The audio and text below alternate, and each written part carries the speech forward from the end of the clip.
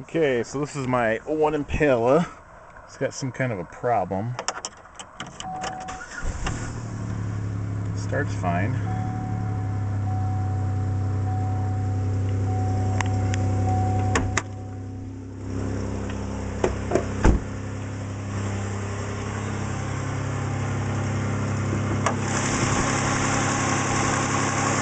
Got the 3.4 liter.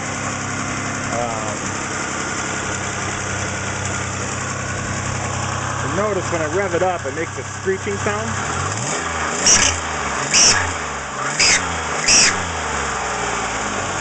And I don't know what that is.